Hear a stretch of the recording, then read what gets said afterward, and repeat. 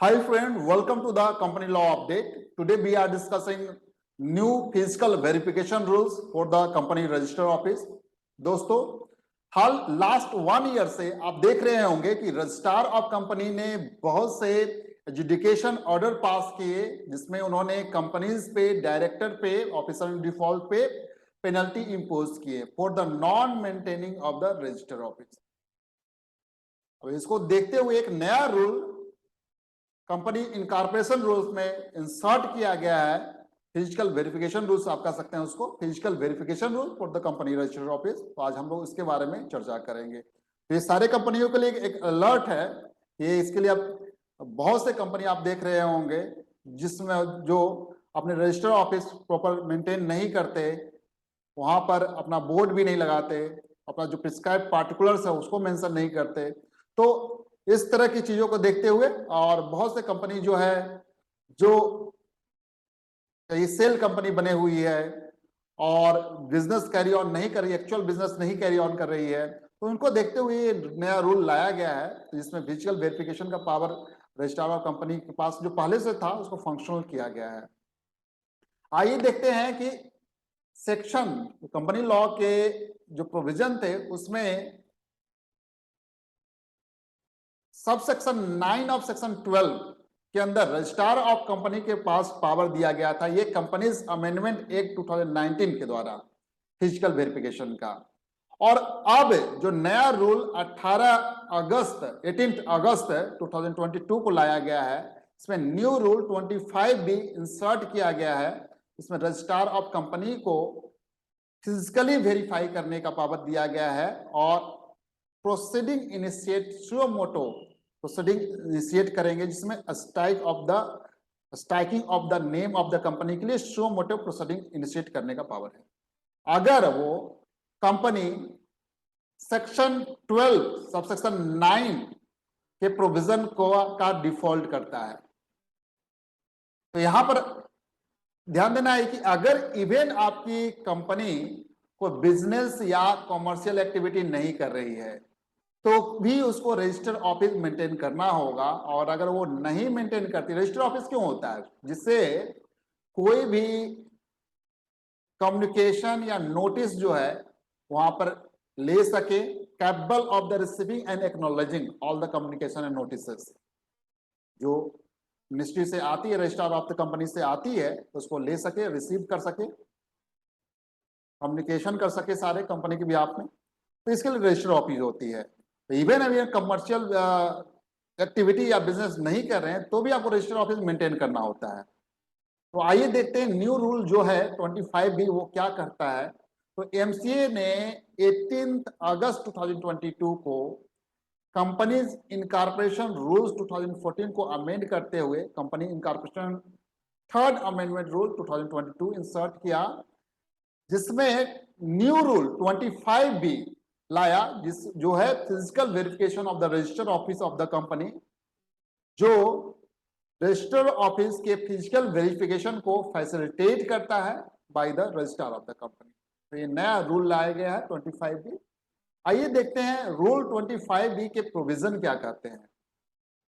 यहां पर registrar of the company जो उनके पास इंफॉर्मेशन अवेलेबल है from the ministry record, MCA record, उसके बेसिस पे shall visit address of the register office of the company, visit करेगा और may cause the physical verification of the said register office in the presence of 2 independent witness of the locality. तो और साथ में 2 independent witness को के presence में वो करेगा in which register office is situated. तो दोस्तों यहां पर क्या यह मैंडेटरी रिक्वायरमेंट है फिजिकल वेरिफिकेशन का? तो यहां पर दिया हुआ है कि अगर registrar of company if has reasonable cause to believe that company is not carrying on any business or operation, in that case registrar of company has a power for physical verification in the presence of the 2 independent witness, and one thing is important, and he may also seek assistance, uske has power to seek assistance of the local police of such verification if required। तो ये provision लाए गए हैं। तो यहां से functional part है इसका कि रजिस्ट्रार ऑफ कंपनी कैसे फिजिकल वेरिफिकेशन करेगा।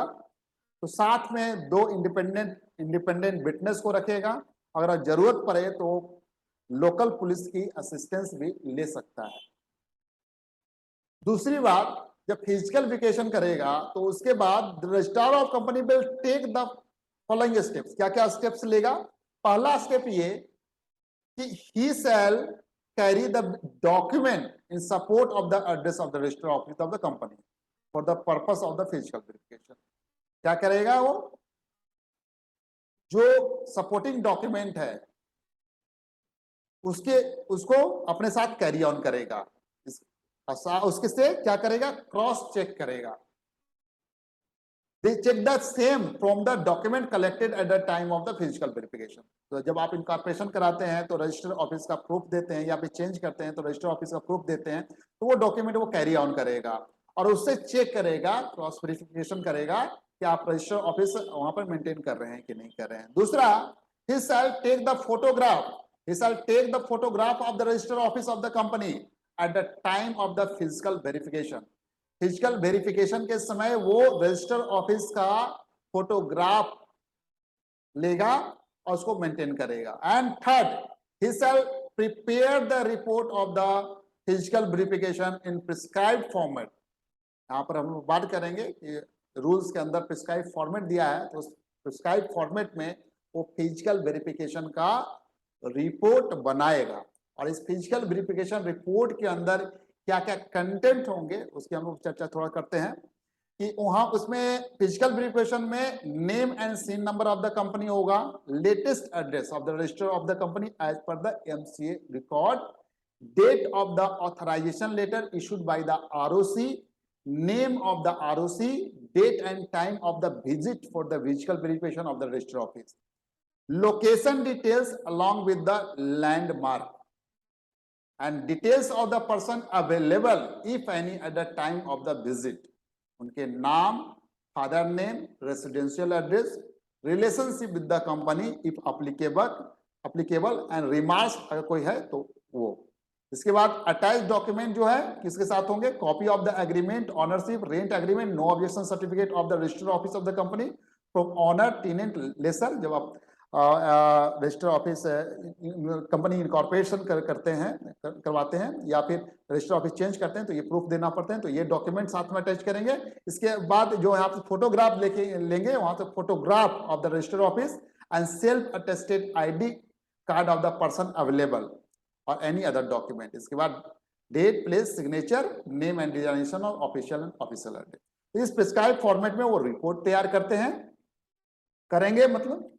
अब इसके बाद जो इसका एक सब रूल 5 है वो कहता है where the register office of the company is found to be not capable of receiving and acknowledging all communication and notice है। दोस्तों देखते होंगे अभी लास्ट लेटेस्ट जो एजुकेशन ऑर्डर आप उठा के देखें रजिस्ट्रार ऑफ कंपनी में, वहां पर बहुत से केसेस में ये पाया गया है कि हमने नोटिस दिए आरओसी ने, लेकिन वो वहां पर कोई रिसीव करने, वहां कोई एड्रेस नहीं था, वहां रिसीव करने वाला कोई पर्सन नहीं था, वो नॉन रिसीविंग और रिटर्न हो गया सारे लेटर।